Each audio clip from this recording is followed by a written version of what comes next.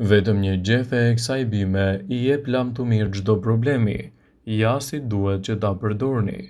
Sherebela ka veprime antibakteriale dhe antikërpullore, freskon dhe forcon dhe ndihmon kundër dhimbjeve, temperaturës së lartë, redukton nivelin e glukozës në gjak, gjë që e bën atë të dobishme edhe për diabetikët. Ka edhe veti të tjera. Mjekët popullore konsiderojnë sherebelën si një ndër ilaçet më të mira në dobi të shëndetit. Sherebela, ose edhe në latinisht Slavia officialis, që thotë fjala salvare, shpëton ose shëron, që nga lashtësia është përdorur gati në trajtimin e çdo problematike.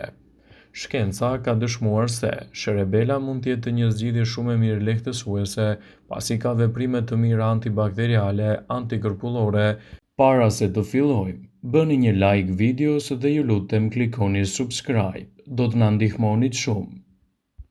Freskon dhe forcon, ndihmon kundër dhimbjeve dhe temperaturës së lartë, mund të reduktojë gjithashtu nivelin e glukozës në gjak, që e bën atë shumë të dobishme edhe tek diabeti.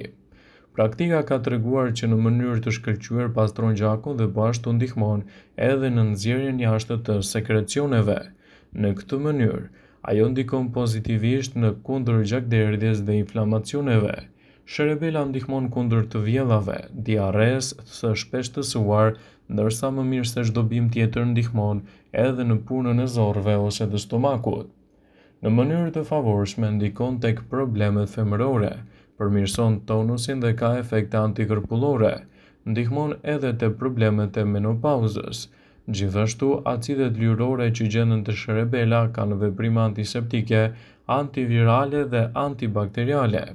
Çaji I sherebelës është një zgjidhje shumë e mirë dhe mund të lehtësojë edhe një sër komplikacionesh. Çaji I sherebelës me mjaltë dhe lëng limoni mbetet një përbërje shumë e mirë për gargar, për bajamet dhe gryqet e skuqura. Madje përdoret edhe nga tenorët e ndryshëm për të përmirësuar performancat vokale. Ndërshekuj, çaji I sherebelës është përdorur për të kthjelluar mendjen dhe për të stimuluar kështu funksionet e trurit. Sipas studimeve, duket se sherebela mund të ketë efekte pozitive për personat që vuajnë nga sëmundja e Alzheimerit. Por si të përgatisni sherebelën në dobi të shëndetit tuaj për të marrë efektet e saj pozitive? Për të bërë lëngun e sherebelës, merrni këta përbërës: një kupë e gjysmë gjethe sherebele të freskët, 1 litër ujë, 10 kokra star anise.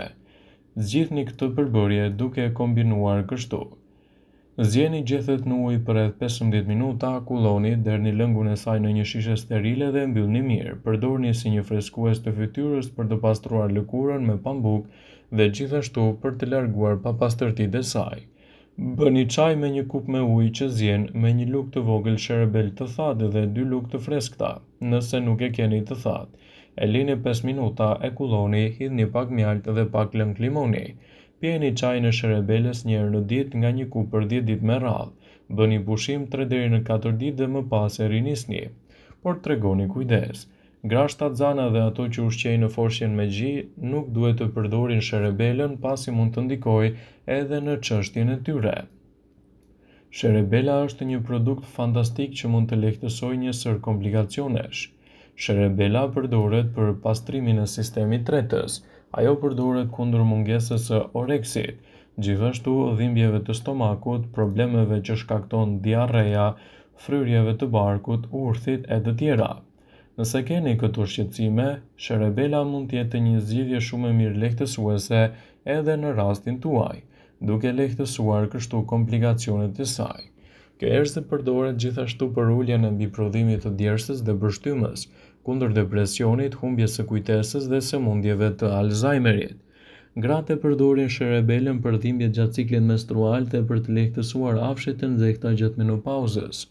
Sherebela aplikohet direkt në lëkurë nga ulçrat e shkaktuar nga ftohja, inflamacionet e mishrave të dhëmbëve, ulçrat e gojës, të fytit ose dhe të gjuhës, ose edhe bllokime të cilat mund të ndikojnë në çështjen tuaj imunitare.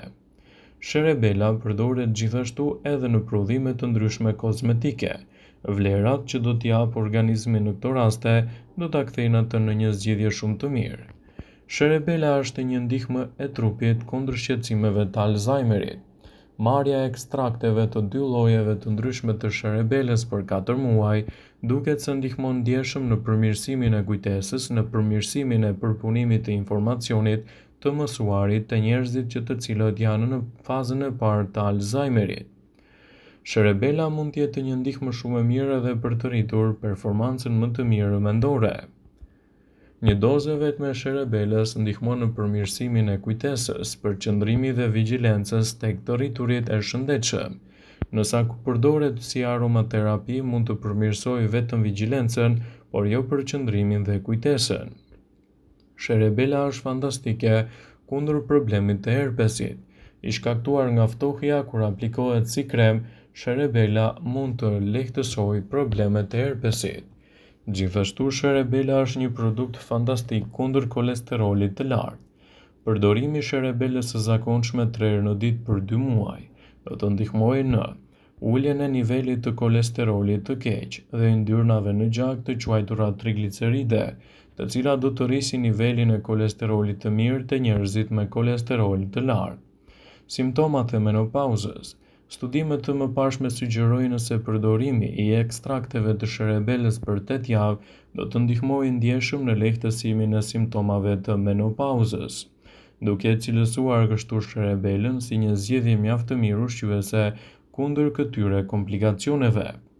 Sherebela është një lehtësues i mirë edhe për problemet e ftohjes, vetëm se duhet të përdoret me kujdes. Përdorimi i sprajt të sherebelës, veçanërisht ai që përmban ekstrakt sherebele të paktën 15%, mund të lehtësojë edhe dhimbjet tuaja të fytit. Një tjetër studim sugjeroi se përdorimi i një produkti me sherebel për 5 ditë lehtësoi dhimbjet e fytit në mënyrë të rregullt dhe duke marrë gjithashtu zgjedhjen e duhur.